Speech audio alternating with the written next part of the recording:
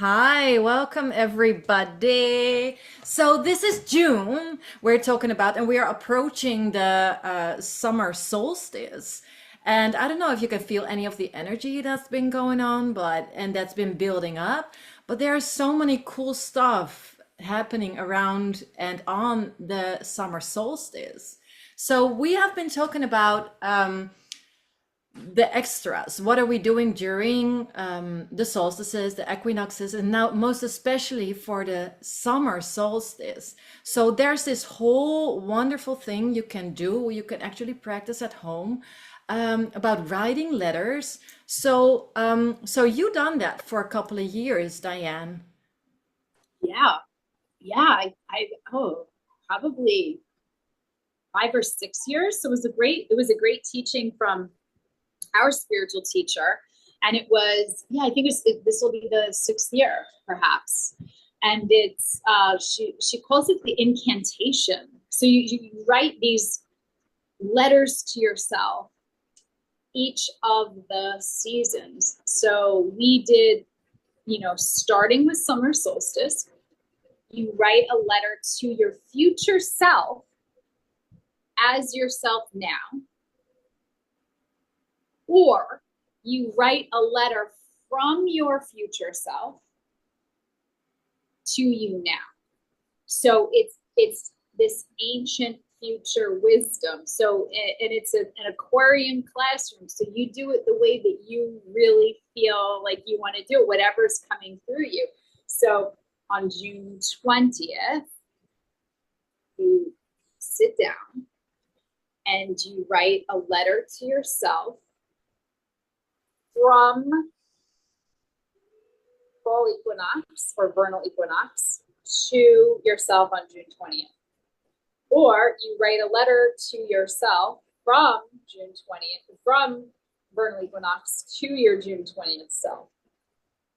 And it can be whatever it wants to be. So you're creating this incantation of what, your future self is you, and you are that future self. So it's really, it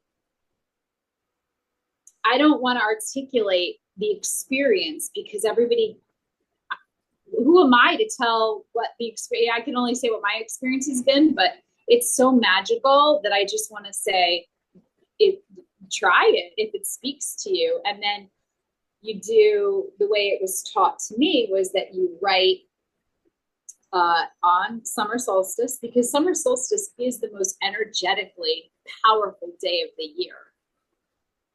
It is the most, and that is why we, in a lot of institutionalized religion and in a lot of, non-religious sects and yoga, it's a holy day. It's a high holy day because there's a lot of planetary energy to work with, and it really moves in the system. So to sit down, whatever you're going to do on the energy of that day, be in reverence and be in beauty and be in love with your life, because whatever you're doing that day, that is the energy that will be amplified and carried with you into the next summer solstice. So to do these kinds of practices like letters to yourself, where you're meeting yourself, then you meet yourself at winter solstice, and then you meet yourself at, spring equinox, and then ultimately you meet yourself at the following summer solstice. So on summer solstice, I'll be opening my summer solstice letter that I wrote a year ago, and then I will begin writing my next 4 installments. So over the years, opening these and going, wow, like I did the things that I met, it's like, oh, this is so cool. And then other times I've just written letters where I was feeling the depth of something, and then I was able to recall it and see how much transpired since. It's really cool. Anyway, it's a really fun practice, but anything you do that day, be in love, with whatever it is, even if it's the most mundane thing. Like, I know I'll be taking my daughter to the orthodontist that day. But how lucky am I that I get to provide my daughter with braces to straighten her teeth and to be able to take her and spend time with her. So it's just, even in the mundane, can you have an enrichment of that experience? Yeah, it is kind of setting the stage for the whole year. So the energy you're cultivating that day is, it works kind of because of the energy as a kind of an amplifier. So it is definitely a day to not just pass by, but really try, I would say, try to really dive into it in whatever you want to cultivate. And that's very personal, whatever you want to do. And which, by the way, is leading me, and I've been thinking about this the last couple of days, like all this manifest this, manifest that, and the chords, and I have everything, and it's like, okay, so what about this manifestation thing, and is it really just the thing, or is it indeed always the, or can it be the journey leading up to it? So when because I notice maybe we sometimes can get lost in something outwardly that we quote unquote desire, while that not really could be, or not really is what you maybe actually deep down desire. So to really peel off not the things that you think are expected of you to desire, because whatever is saying, or whatever your environment is doing, or whatever, but to really peel everything off and to become really in this whole and it's a very overused word, but in this really authentic state. So it's really the deep down, what is here, what are the things that are actually lasting, what are the things that you really deeply know, well, if I'm really honest with myself, fill in the blanks. So completely out of any box that anyone has ever created, but really the relay with you, within yourself, instead of all the manifestation and all the courses you can do and all the whatevers, it's really like, as our teacher said, like the only person you need to impress, is yourself. So how can you even impress yourself if you are going after things that you don't actually really want, that is not really something your heart is really opening up for, or that is really fulfilling for you? So I think that within itself is such a practice, also around the summer solstice. So whatever you want to do to amplify that day, we are now in, we still have like a couple of days. So it might be really good to just dive inward and just feel and be real with yourself, to see what is here. What is it actually that I want to amplify? And not just wait for the summer solstice and then just do something you're supposed to be doing or something. So, yeah, that will be really something, because we can very much get caught up in what is going on around us, and unconsciously or subconsciously we are talking ourselves into something that's not fulfilling at all, and then we need to see how we're getting out of that again. So Yep, so true. it's so overused, this whole manifestation thing. So I think really it's all about bringing it down to very simplicity, to this you within you, and just feel, and then just taking some steps. And that maybe if there are no results in, how we are more and more such consumers, so we need instant results. While many things, and especially success, it's a building process. It's a step and a step and a step. It's the same like when you're going to eat a lot of junk food, all of a sudden you're not instantly fat. It's building up, and then all of a sudden it's there. So this is the same kind of thing with success.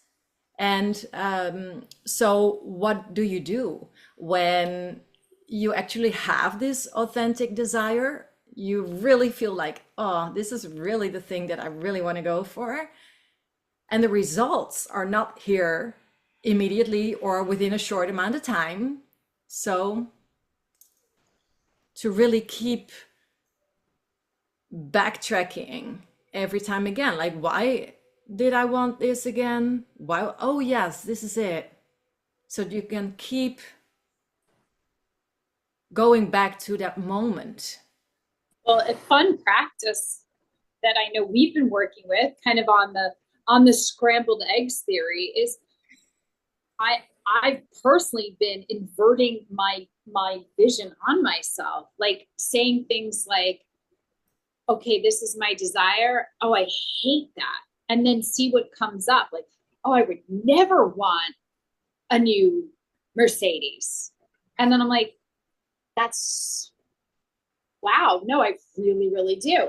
But feeling like even saying that out loud, oh, it must be some sort of materialistic asshole to want a fancy car. And it's like,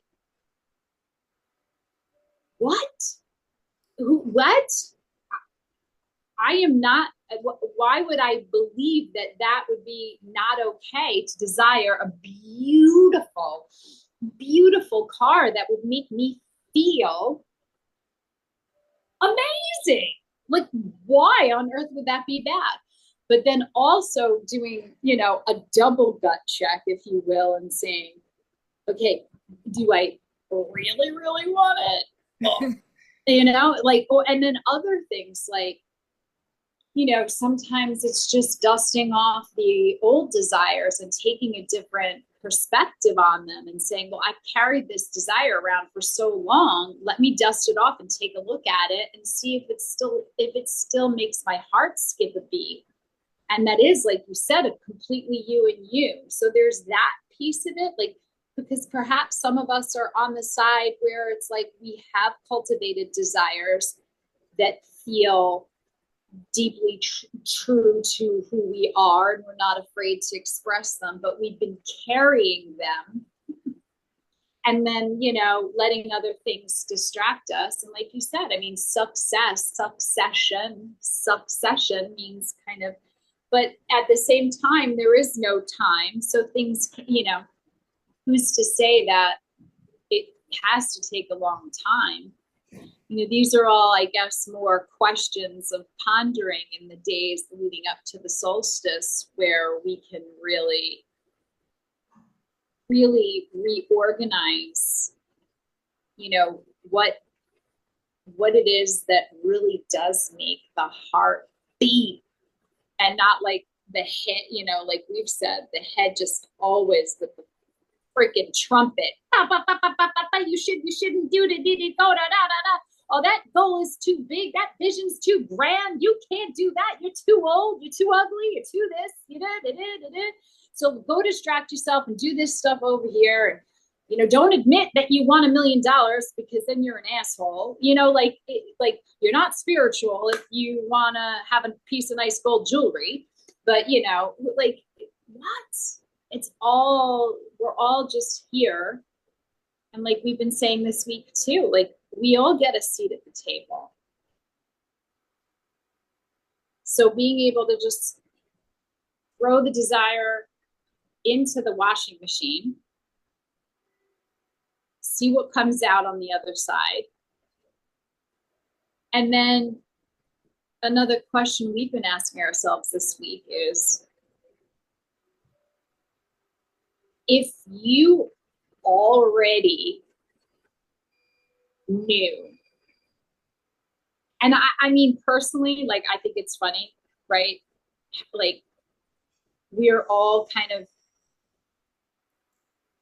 genetically wired toward unworthiness. We come onto the planet with this like feeling of being unworthy, and many of us could spend lifetimes still feeling that way. And then many of us are taking a look at that, and it's like that in and of itself is a structure that has been really like magnified by fear. But what if we just for even 1 second on this planet felt, wow, I was not born by accident. I am here. The way that we look at any other baby as completely perfectly whole and full of potential and full of light. We felt that way about ourselves for one moment, even just one. And we were even saying like how could, what would the result be if we all just, even if it, the shortest amount of time, just a deep breath or a little meditation, if the whole world, I mean, if we could measure that, like how whole do we feel before and now Yeah. taking a breath, a world Eradicated. Yeah. Like all afterwards. of a sudden everything went dark. Yeah, the whole planet just shut off and then did a full reset. And we all just had this unworthiness completely eradicated from our DNA and our epigenetics and we woke up and we never knew from it. We were all just completely like wow, like a worthy, like we were saying before, like would there still be assholes? Like, but the point is that if then we could all just truly be in each other's majesty, be in each other's beauty, be in our own majesty and our own beauty with nothing to fucking prove. And then therefore nothing that we would really require. So therefore we can have whatever we want because it all already exists. It's just the only thing in the way is how worthy we feel. Now, I don't know. I mean, that's a cool experiment, right? Yeah, for sure. Maybe we can just, shall we do that? Just take a deep breath and everyone watching invited to just breathe with us. I mean, maybe that's the grandest desire that we have. Liz and is that just, like a transpersonal vision of the planet, of yeah, every human just experiencing. And even the word whole sounds cheesy because it's like manifesting and authentic and whole, your wholeness. I don't know. Some of it is like so, it like, it sounds so, it's overused. it's like the spiritual kind of like, I'm so over that mumbo jumbo. Like, can't we just go back to, again, can't we just go back to like the 80s when people just said shit directly? Like you're feeling unworthy. So like that's a choice. So what if you just decided to just go bold and just to not feel that way? I mean, you can make the choice to feel like that, but how's that working out for any of us? It's like not really about like some sort of airy fairy, but I appreciate how we are, Liz. Like it's just cellular. It's just biology. It's like your endocrine system is secreting hormones to kind of support this suffering.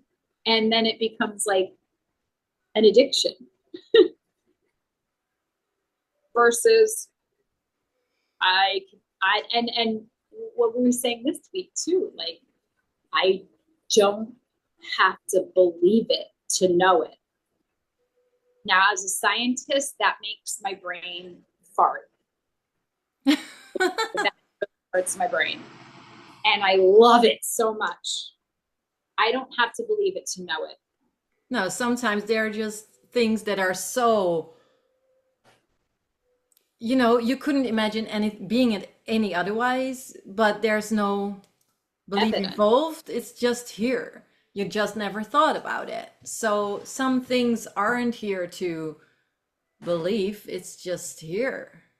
And yeah, it's like the evidence, right? It's like yeah. when we're little, it's like I've never seen Santa Claus, but I absolutely know he exists. Duh. So like, Exactly. why can't we replace Santa Claus with money? Like, I know that $1 million exists. I don't have to see it.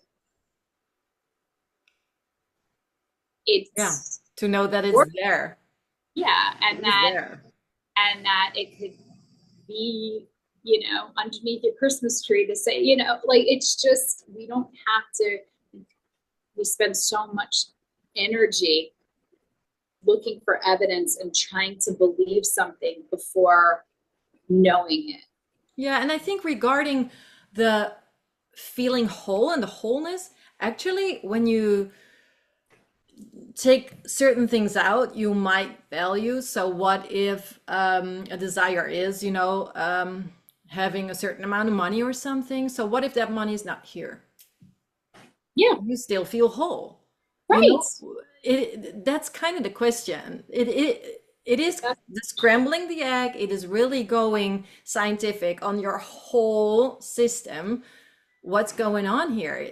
And it will provide you with so many answers. It's really interesting. and then you sit down and then you write these letters to yourself. So we get a Exactly. little, like, we like to have the little, like, because you and I, we like the check a task off. I don't find anything wrong with that. I know you don't either. So perhaps just a little nice checklist for those of us who like that this week.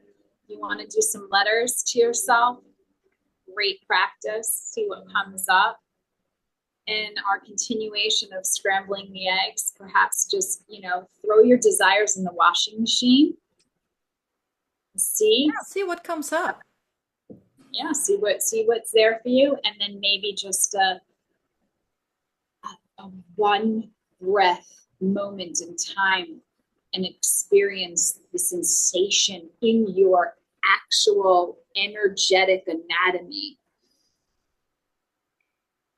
So The let's beating just, heart, I right? would I have a say, beating heart. I have lungs. I am actually a whole entire human. I have yeah, everything.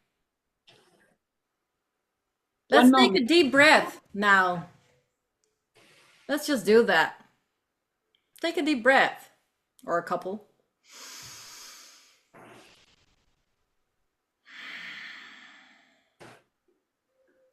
Really fill your lungs completely, all the way, and empty them completely, all the way.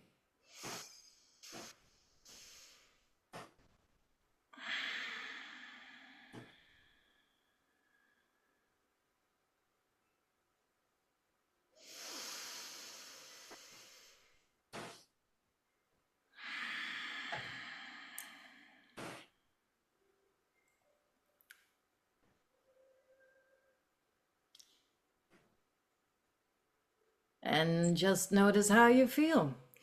And to be specific again, if you know people or you are maybe suffering of some depression of some sort, actually, when you take 7 deep breaths, and you could even hold the breath, just breathing in, hold it a little, and then breathe out. You can just check it out for yourself. But it's